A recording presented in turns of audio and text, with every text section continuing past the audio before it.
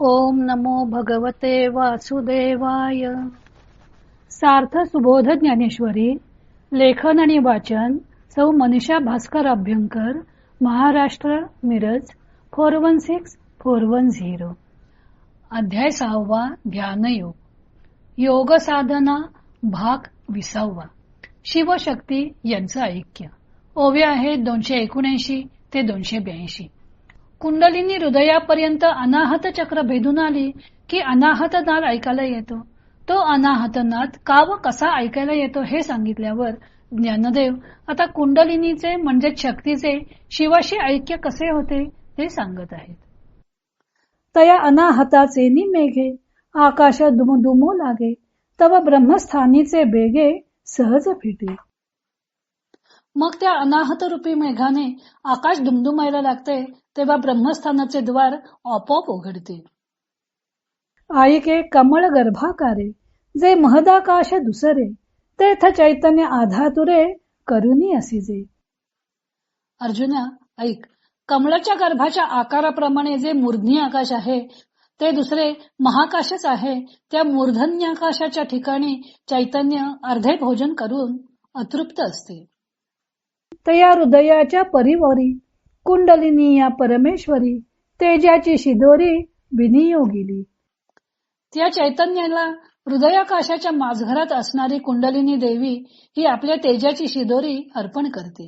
ती कशी तर बुद्धीचे निशाके हात बोने निके, द्वैत तेथ न देखे तैसे केले. द्वैत ज्याला पाहणार नाही असा बुद्धीच्या भाजीसह हातात घेतलेला चांगला नैवेद्य अर्पण केला. कुंडलिनी हृदयापर्यंत आली की अनाहत नाद ऐकायला येतो. तो 10 प्रकारचा असतो असे आपण मागच्या भागात पाहिलं. अनाहत नादाचा शेवटचा प्रकार आहे मेघनाद. आकाशात मेघांचा गडगडाट व्हावा तसा अनाहत नाद जेव्हा ऐकायला येतो तेव्हा त्या गडगडाटाने ब्रह्मरंध्राचे द्वार उघडते. 2 डोळे, 2 कान, 2 नाकपुड्या, मुख, गुद व शिश्न अशी देहाची 9 द्वारे आहेत. मस्तकातील टाळूवर गुप्त छिद्र आहे, त्याला ब्रह्मरंध्र म्हणतात. सर्वसाधारणपणे मनुष्याचा प्राण मृत्यूसमयी या पहिल्या 9 दारातील एका दारानं जातो. योगी लोक आपल्या योग सामर्थ्याने 10वे दार जे ब्रह्मरंध्र ते उघडतात. ज्ञानदेव सांगतात की मेघ गडगडाटाप्रमाणे होणाऱ्या अनाहत नादाने हे ब्रह्मरंध्र उघडतं. तिथं कमळाच्या आकाराचे महदाकाश असते. तेथे चैतन्याची वस्ती असते. शक्ती ज्याप्रमाणे शिवाशी म्हणजे चैतन्याशी ऐक्य पावण्याकरता उत्कंठित असते त्याप्रमाणे तेथे महदाकाशात चैतन्य सुद्धा शक्तीशी ऐक्य पावण्यासाठी उत्कंठित झालेलं असतं.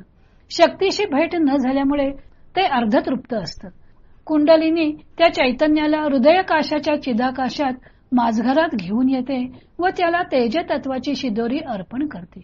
तिच्या हातात बुद्धिरूपी भाजी असते. द्वैताचा प्रवेश सहज होणार नाही अशा ठिकाणी ती चैतन्यास भोजन करविते. अशा अलंकारिक भाषेत ज्ञानदेवाने शिवशक्तीचं ऐक्य रंगवलेलं आहे.